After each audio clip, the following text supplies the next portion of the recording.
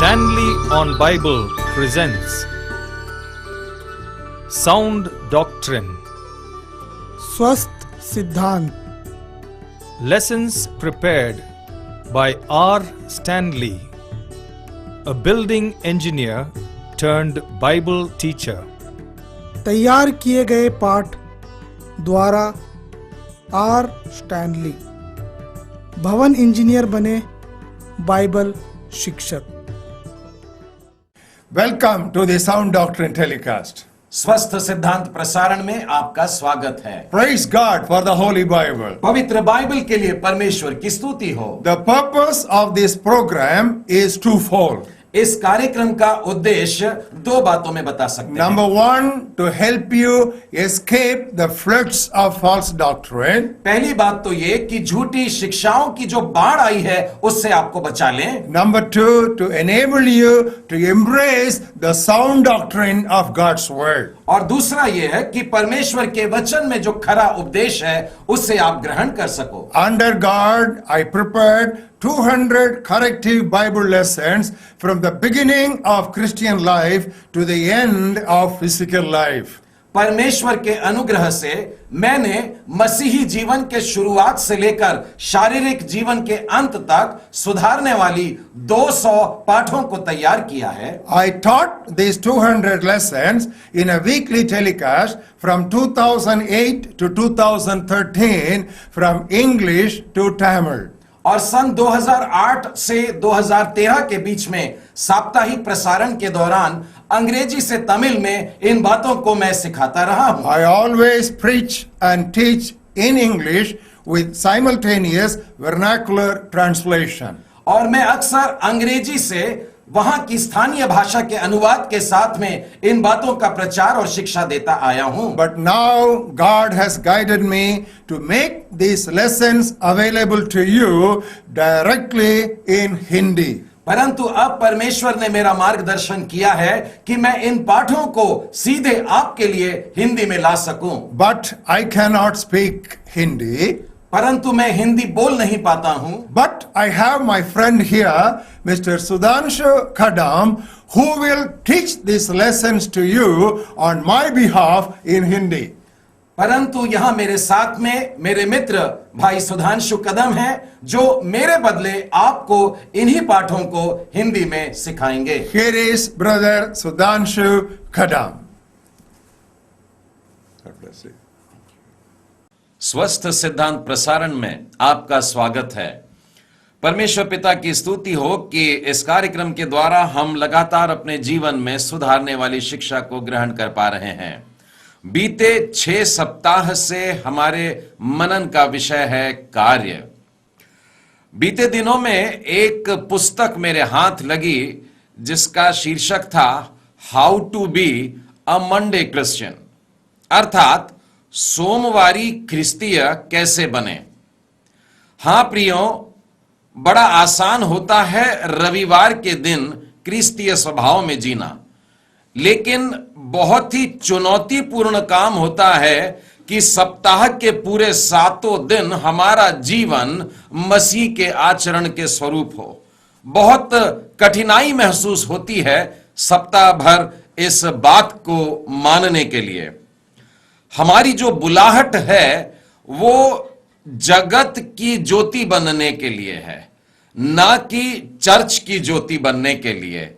और इसीलिए हमारा जीवन जो रविवार का है वो मात्र मंदिर में गुजरता होगा, परंतु सोमवार से लेकर शनिवार तक हम जब दुनिया में रहते हैं, संसार में रहते हैं, तब भी परमेश्वर हमसे चाहता है कि ज्योति के मानिंद रहें. हमारे कार्यों को देखकर लोग स्वर्ग के पिता की महिमा करना चाहिए. हमारे कार्यस्थल पर, हमारे नौकरी के स्थान पर भी हमें मसीही आचरण में जीना है. इन पाठों को बिल्कुल इसी इच्छा से तैयार किया गया है कि हम अपने कार्यस्थल पर अपनी मसीही गवाही को कैसे कर बनाए रखें. अब तक हम लोगों ने इस विषय को लेकर के 6 पाठ सीख चुके हैं. हाउ नॉट टू वर्क, कार्य कैसे ना करें. Lesson number 1 was do not over differentiate between the secular and the sacred. पहला पाठ था कि लौकिक और आत्मिक कार्यों के बीच में अधिक अंतर न करें। Lesson number 2, do not be satisfied with average performance. दूसरा पाठ था औसत प्रदर्शन से प्रसन्न न रहें। Lesson number 3, do not down play the importance of planning. तीसरा पाठ, नियोजन के महत्व को कम न समझें। Lesson number 4 was do not waste time. चौथा पाठ, समय बर्बाद न करें। Lesson number 5, do not substitute divine favour for hard work. पांचवा पाठ था कि कड़ी मेहनत के बदले ईश्वरीय अनुग्रह को विकल्प न समझें। पिछले सप्ताह हम लोगों ने छठवां पाठ सीखा था, and that was do not hesitate to learn from others. छठवां पाठ था कि दूसरों से सीखने में संकोच न करें। कार्य कैसे न करें, इसके अंतर्गत आज हम सातवां पाठ सीख रहे हैं, and that is do not lose the spirit of servanthood. सातवां पाठ, सेवकपन की भावना को ढीला न होने दें। मैं इसे फिर दोहराता हूं, हाउ नॉट टू वर्क, कार्य कैसे न करें। Do not lose the spirit of servanthood, सेवकपन की भावना को ढीला न होने दें। बहुत से लोग अपने जीवन की शुरुआत सेवा भाव को लेकर के करते हैं, और थोड़ा समय बीत जाने के बाद उनके जीवन शैली में धीरे धीरे परिवर्तन आने लगता है। एक ढीलापन होता है और अंततः यह हो जाता है कि सेवकपन की भावना पूरी रीति से खत्म हो जाती है और वे मात्र पेशेवर बनकर के रह जाते हैं। याद रखिए, परमेश्वर हमसे चाहता है कि हम जीवन भर सेवा भाव को अपने में रखें और ईमानदारी से मानव जाति में हर एक की सेवा करते रहें।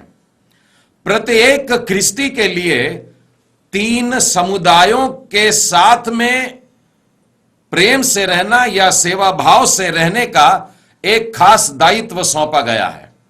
मैं आपको पहला कुरिन्थियर उसके 10वें अध्याय में से और उसके 32 और 33 वचन से बताता हूं। यह इस वचन के बाद हमें मिलता है, इसलिए तुम चाहे खाओ चाहे पियो चाहे जो कुछ करो, सब कुछ परमेश्वर की महिमा के लिए करो। चाहे जो कुछ भी कर रहे हो, इस बात का ध्यान रखो, परमेश्वर की महिमा होती है। अब व्यावहारिक तौर पे यह कैसे कर संभव है, अगले 2 वचनों में समझाया है। तुम न यहूदियों को, न यूनानियों को और न परमेश्वर की कलीसिया के लिए ठोकर का कारण बनो।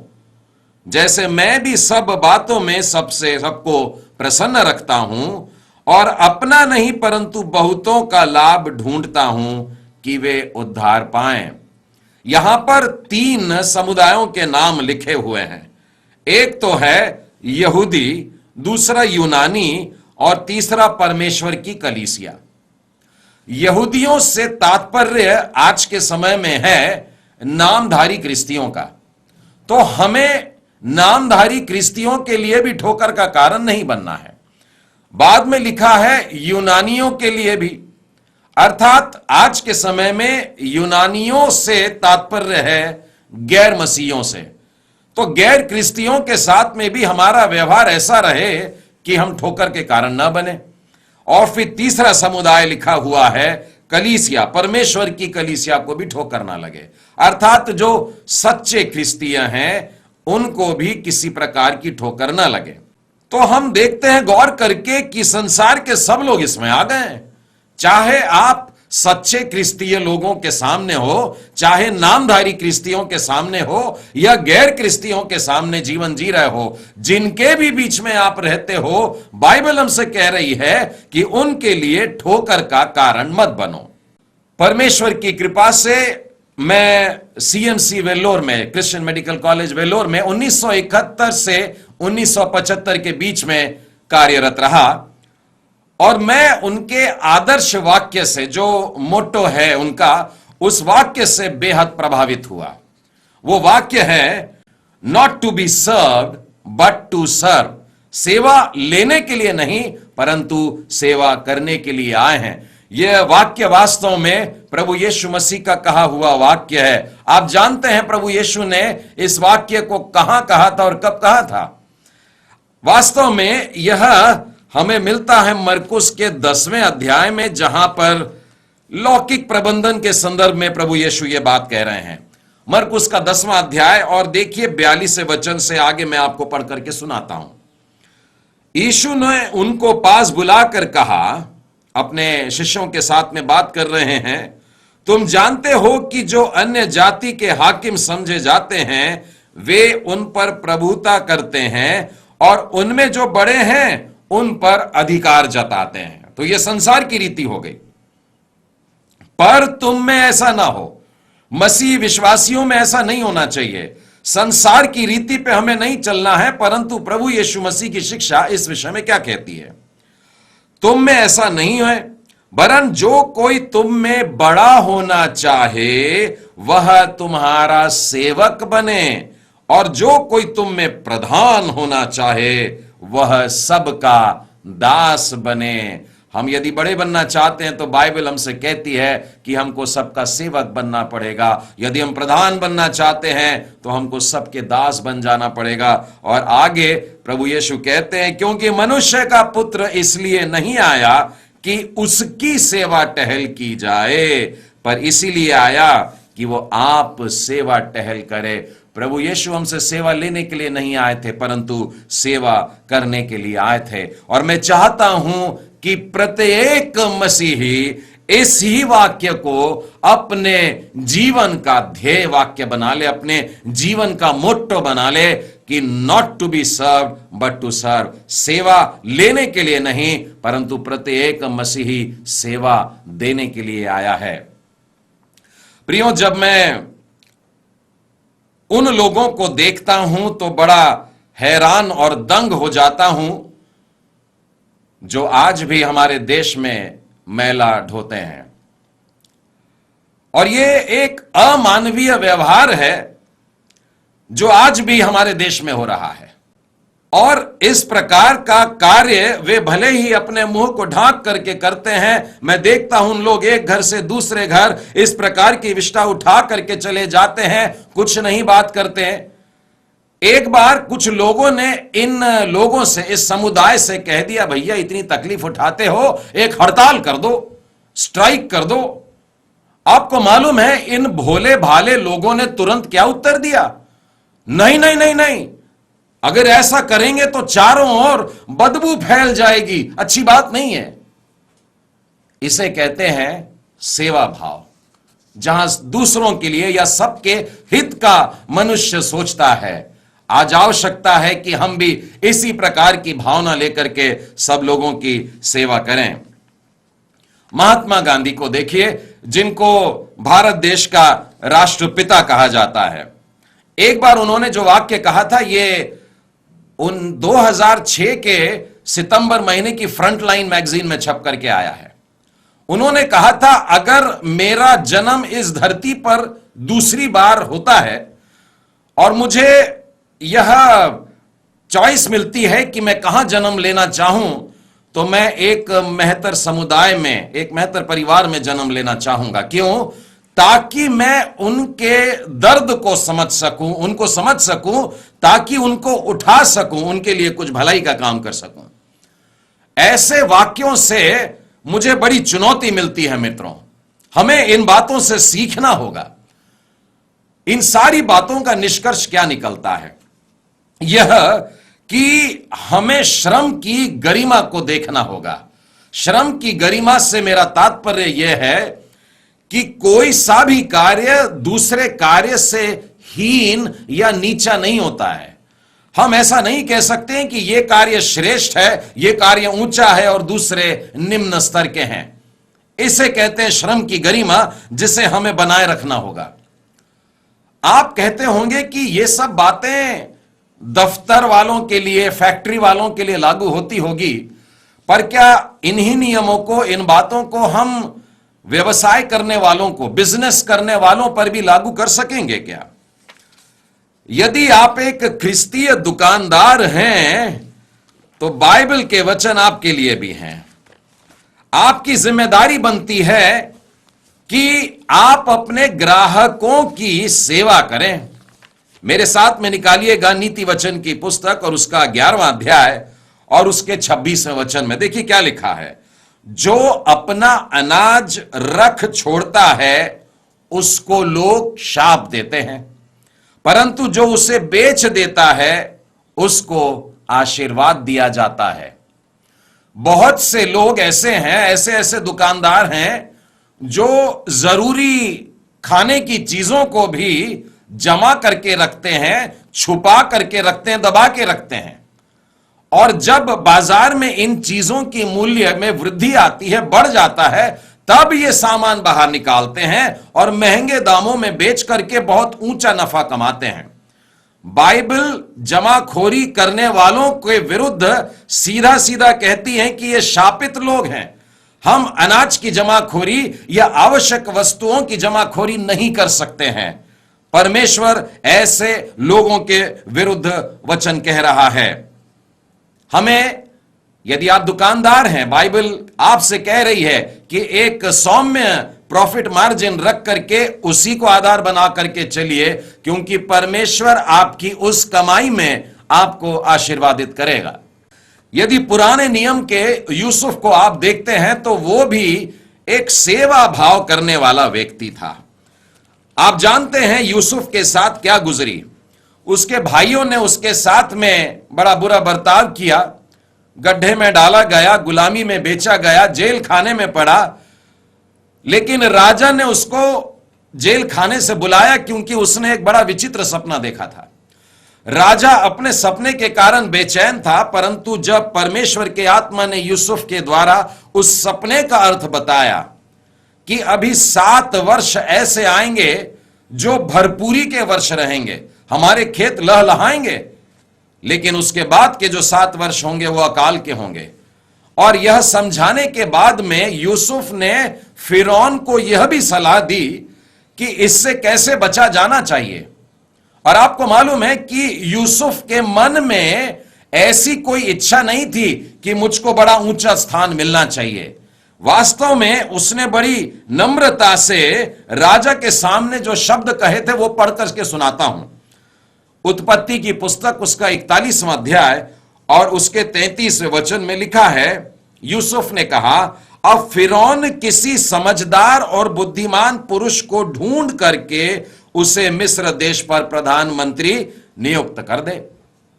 आप किसी ऐसे एक व्यक्ति को चुन लीजिए जो बुद्धिमान है, ईमानदार है, अच्छा है, और उस व्यक्ति को आप मंत्री बना दीजिए और उसके हाथ में ये सारी बातें दीजिए कि वो देश में अलग अलग अधिकारियों को नियुक्त करे और सुकाल के जो 7 वर्ष हैं उसमें उपज का पंचमांश ले करके जमा करे, ताकि बाद के अकाल के 7 वर्ष जब आएंगे तब उनमें से वो लोगों को अनाज बेचा करें। इस प्रकार से उसने साफ दिल होकर के, सेवा भाव के मन से रख करके उसने राजा के सामने इन बातों को रख दिया। यह वास्तव में राजा था जिसने यूसुफ को अपने देश का प्रधानमंत्री नियुक्त कर दिया।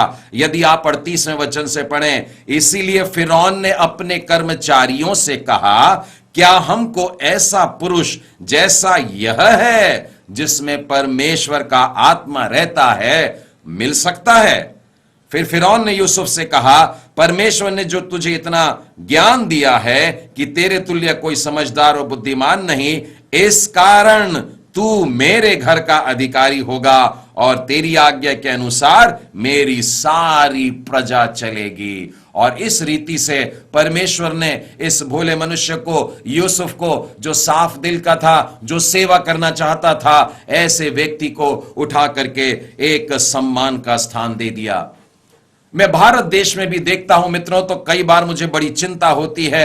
यहां पर भी जो आवश्यक भोजन वस्तु का वितरण होता है, वहां पर भी कई बार भ्रष्टाचार की बातें सुनने में आती है। और यह सब केवल इसलिए होता है क्योंकि हम आत्मा में इन गरीबों के प्रति परमेश्वर का प्रेम नहीं रखते हैं। हमने उस भावना को खो दिया है कि परमेश्वर ने हमें सेवा करने के लिए भेजा है। जब तक वो सेवा करने की भाव हमारे अंदर जागृत नहीं होगी, वो ज्वाला नहीं बनेगी, तब तक हम परमेश्वर की बातों को पूरा नहीं कर सकेंगे। हम आज का पाठ जो सीख रहे हैं यही सिखा रहा है कि सेवकपन की भावना में ढीलापन न आने दे। आप चाहे जहां नौकरी करते हो, आप चाहे जिस व्यवसाय में हो, चाहे जो जगह में हो, परमेश्वर चाहता है सेवा करना हमारा काम है। हमें इसे निरंतर करते रहना होगा। एक बड़ी प्यारी चीज उन व्यक्तियों के लिए कही जा रही है जो चोरी करते हैं। मैंने कई लोगों को देखा है, चोरी करके ला करके इनको दे दिया और बड़े प्रसन्न हो गए कि हमने इनको खिलाया। लेकिन बाइबल चोरों को भी कुछ सलाह दे रही है। इफिसियों की पत्री खोलिएगा, 4 अध्याय और उसके 28वें वचन में क्या लिखा है? चोरी करने वाला फिर चोरी ना करे, वरन भले काम करने में अपने हाथों से परिश्रम करे, इसीलिए कि जिसे प्रयोजन हो उसे देने को उसके पास कुछ हो। यहां पर परमेश्वर का वचन उनसे जो पहले चोरी चकारी में लगे थे उनसे कहता है, अब उन बातों को छोड़ दो, अब ईमानदारी का काम करो, अब परिश्रम करो, मेहनत की रोटी खाओ, और परमेश्वर तुम्हें इतना देगा कि जब तुम्हारे सामने कोई हाथ फैला दे तो तुम उसको अपने परिश्रम की कमाई से दोगे। अपनी चोरी और डकैती की कमाई से नहीं देना है, अपने पसीने की कमाई से गरीबों के हाथ में हमको रोटी रखनी है। जिन व्यक्तियों का मन सेवा भाव से भरा रहता है, बड़े स्वाभाविक तौर से वे लोग आर्थिक मामलों में भी ईमानदार होते हैं। पैसों के मामले में बड़ी सहजता से वे साफ दिल होते हैं। मेरा तात्पर्य यहां पर है आयकर भरने से। हम लोगों को इनकम टैक्स जो देना होता है, जरूरी है कि हम उसमें ईमानदारी से दें। यदि हमको मालूम हो जाए कि ये पैसा जो हम आयकर के रूप में, टैक्स के रूप में भरते हैं, वो वास्तव में जाता कहां है, तब हम बड़ी सहजता से देने को तैयार हो जाएंगे। हमारा टैक्स का पैसा सरकार के उस कोष में जाता है जो लोगों की सेवा करता है, सड़क निर्माण के कार्य में लगा हुआ है, यातायात के जन साधन के लिए इन पैसों का उपयोग होता है, साथ ही गरीबों के लिए आवास योजनाएं इन्हीं पैसों से बनती है। जगह जगह दूर दराज में बिजली पहुंचाई जाती है, पीने का पानी जहां पर नहीं है वहां तक पीने के पानी का प्रबंध किया जा रहा है। इस प्रकार से अनेकों ऐसे कार्यक्रम होते हैं जिनमें हमारे कर का पैसा, हमारे आयकर का पैसा, हमारे टैक्स का पैसा सरकार सदुपयोग में लाती है। मैं सभी मसीह भाई बहनों से कहना चाहूंगा कि आप सब अपने अपने कमाई का जो अंश बैठता है, जो सही गणित के अनुसार जो पैसा आता है, बराबर उतना सरकार के पास में जरूर से जमा करा दें, क्योंकि बाइबल की शिक्षा है। ये मेरी शिक्षा नहीं है, बाइबल हमें सिखाती है, वरन प्रभु यीशु मसीह ने इस बात को कहा है। मेरे साथ में खोलिएगा मत्ती रचित सुसमाचार, उसका 17वां अध्याय। यहां पर लिखा है, जब वे कफरनहूम में पहुंचे तो मंदिर के कर लेने वालों ने पतरस से आकर पूछा, क्या तुम्हारा गुरु मंदिर का कर नहीं देता? उसने कहा, हां देता है। जब वह घर पर आया तो यीशु ने उसके पूछने से पहले ही उससे कहा, हे शिमोन, तू क्या सोचता है? पृथ्वी के राजा महसूल या कर किन से लेते हैं? अपने पुत्रों से लेते हैं या परायों से लेते हैं? पतरस ने जवाब दिया, परायों से लेते हैं। यीशु ने उससे कहा, तब तो पुत्र बच गया। मंदिर यानी क्या? मंदिर यानी यीशु के शब्दों में मेरे पिता का घर। और इसीलिए जो यीशु हैं वो परमेश्वर के पुत्र हुए, इसलिए उन पर कर की छूट बैठती है, टैक्स एग्जेम्पशन लागू होता है। प्रभु यीशु को कर भरने की आवश्यकता नहीं थी, लेकिन उसके बावजूद आपको मालूम है क्या कहा उन्होंने? फिर भी इसीलिए कि हम उन्हें ठोकर ना खिलाएं। तू झील के किनारे जाकर बंसी डाल और जो मछली पहले निकले उसे ले, उसका मुंह खोलने पर तुझे एक सिक्का मिलेगा, उसी को लेकर मेरे और अपने बदले उन्हें दे देना।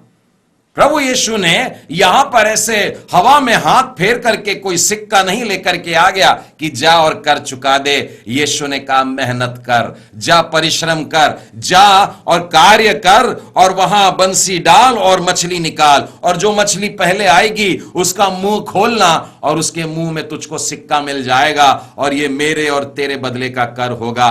प्रभु यीशु भी कर चुकाया करते थे, इसीलिए आवश्यक है मेरे मित्रों हम भी अपनी कमाई का बराबर का अंश दें और अपने कर को चुकाएं। एक और बात मैं कहना चाहता हूं कि सेवकपन का मन रखने से हम बड़ी सहजता से अपने सहकर्मियों के या अपने अधीनस्थ जो लोग होते हैं उनके साथ शिष्टाचार से भी पेश आएं। नहम्याह की पुस्तक में मैं आपको राजा के शब्द बताता हूं। देखिए, एक राजा है लेकिन अपने सेवक से कैसी बात कर रहा है। अर्थक्षत्र राजा ने मुझसे पूछा, तू तो रोगी नहीं है। नहम्याह का मुंह उतर गया था क्योंकि उसने यरूशलेम के बारे में बड़ी बुरी बुरी खबर सुना था। राजा पूछता है, तू बीमार तो नहीं है, फिर तेरा मुंह क्यों उतरा है? यह तो मन की उदासी होगी, तू मन में कुछ छुपा रहा है, मेरे से बता। राजा एक इतनी बड़ी पदवी रखने वाला एक सेवक से इस तरीके से बात करता है। हमें भी इसी प्रकार से पेश आना चाहिए। उसी तरह से मैं आपको उत्पत्ति के 40वें अध्याय में, जहां पर यूसुफ उस समय जेल खाने में था, जेल खाने में रह करके भी सेवक बाओं के बन से भरा हुआ है। उसके साथ में जेल खाने में दो और नजर आते हैं उसको, और वे बड़े उदास हैं क्योंकि बड़ा विचित्र सा सपना उन्होंने देखा है। और फिर 7वें वचन में लिखा है, उसने फिरौन के उन हाकिमों से जो उसके साथ उसके स्वामी के घर के बंदी गृह में थे पूछा, आज तुम्हारे मुंह क्यों उदास है? यदि आप एक अधिकारी हैं और आपके अधीनस्थ कुछ लोग हैं और कभी कोई उदास दिखता है तो जाइए उनके पास में, उनसे मिलिए और उनसे कहिए कि क्या बात है, आज दुखी नजर आ रहे हो, कुछ तकलीफ तो नहीं है, कुछ परेशानी तो नहीं है। आपके ये शब्द मात्र उनके लिए बड़े हिम्मत का कारण बन जाएंगे। ये परमेश्वर की आज्ञा है और हमें इस रीति से करना चाहिए। अपने अधीन काम करने वालों को कभी भी धमकी नहीं देना है। जो आपके अधीन हैं उनके साथ में किस तरीके से पेश आना है। इफिसियों के 6वें अध्याय में आइए और उसके 9वें वचन में लिखा है, हे स्वामियों, तुम भी धमकियां देना छोड़कर उनके साथ वैसा ही व्यवहार करो, क्योंकि तुम जानते हो कि उनका और तुम्हारा दोनों का स्वामी स्वर्ग में है और वो किसी का पक्षपात नहीं करता। आप इस धरती पर स्वामी हैं, बहुत अच्छी बात है, लेकिन मत भूलिए स्वर्ग में एक और बैठा है जो आप पर भी स्वामी होता है। बहुत से लोगों को काम करने का जुनून सवार होता है, वे कार्य को ईश्वर समझ बैठते हैं, वे अपने कार्य की ही पूजा करने लग जाते हैं। लेकिन मेरे मित्रों, बताना चाहूंगा कि कार्य आपकी मंजिल नहीं है, कार्य मात्र आपके मंजिल की ओर ले जाने वाला एक मार्ग है। रोमियो के नाम पौलुस प्रेरित की पत्री और उसके 14वें अध्याय का 18वां वचन कहता है, जो कोई इस रीति से मसीह की सेवा करता है वह परमेश्वर को भाता है और मनुष्यों में ग्रहण योग्य ठहरता है। हम चाहे जिस किसी कार्य में लगे हों, एक बात का ध्यान रखें कि हमारे कार्य के द्वारा परमेश्वर की महिमा होना चाहिए और साथ ही लोगों की सेवा भी होना चाहिए।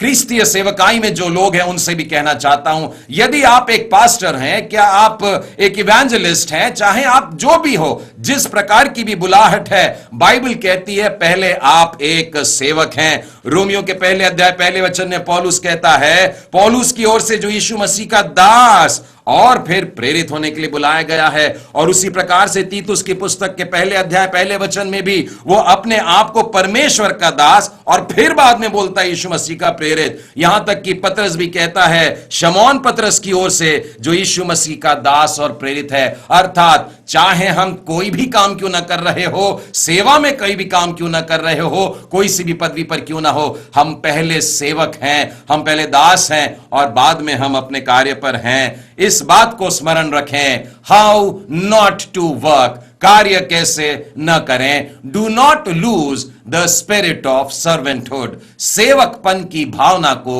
ढीला न होने दें। परमेश्वर पिता आप सबों को आशीष दे।